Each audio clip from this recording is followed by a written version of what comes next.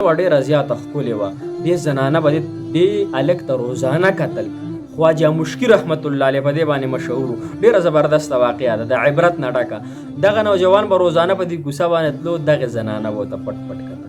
دغه زنانه پې فدا شوې وه، عاشقه شوې پې وه.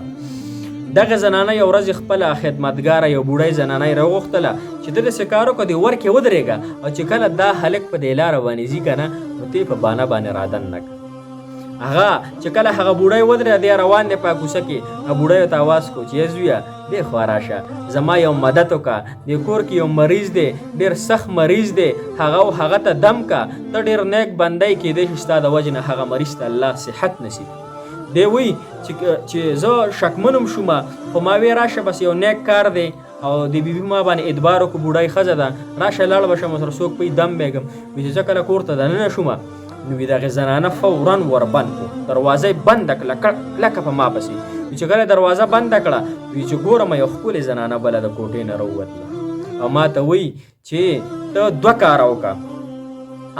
اول خو زما حاجت پوره کړه، کم چې خپله ښځه د خپل خاوند نه د حاجت پوره کولو هغه تمه لري، هغه څیز دې غواړي، هغه حاجت زما پوره کړه. تاسو به پوهېږئ په دې خبره.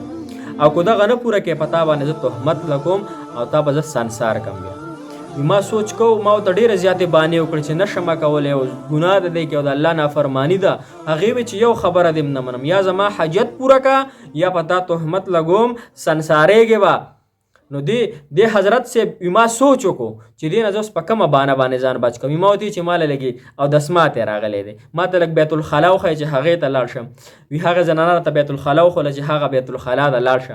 وي چې زه بیت الخلا ته لاړم، وي بیت الخلا کې چې څونه ګندګي ده، څونه متیازې پرتې دي، غونډې مې راواغستې او په ځان او په کپړو پسې مې ومږلې. او وي سم یې ډډوز یو سم بویونه رانه خته. وي چې کله زنانه خواله رالم، وي د هغې په زړه کې زما نه سم نفرت پیدا شو، ځکه د بوی د وجې نه. وي هغې بوډۍ ته وي چې ورکه دا څه دې راوستي، دا څه لیونی دې راوستی دی. وي فورا یې زه د کور نه راویستم. چې کور نه کله راووتلم، وي بیا په دې یاره کې چې اوس ما نه بیخي جسقه، او دې خلکو ته به اوس یم دا خلک په زما نه کرکه کوي. وي لاړم یو ځای ته، غسلخانې ته لاړم، هلته مې غسل ویستو، هلته مې خپلې کپړې پاکې وینځلې، هغه کپړې مې واچولې په بدن باندې. چې کله مې واچولې، وي د هغې نه په دې خوا زما د بدن نه د مشکو بېږي، د مشکو بي زما د بدن نه ځي. هغه نوم دی خواجه مشکي رحمت الله علیه، خپل نوم یې بدل دی، لیکن کتابونو دا لیکلی چې د یو ګناه نه د بچ کېدو په وجه باندې چې الله جل شانه نه ویره ده، هغه ګندګي په ځان ومږله، الله جل شانه همیشه د مرګه پورې د هغه د بدن نه د مشکو خوشبویو روانه کړه. نو عزتمند مسلمانان، موږ ته دا فکار دی چې په هر ځای کې موږ د ګناه نه ځان ساتو.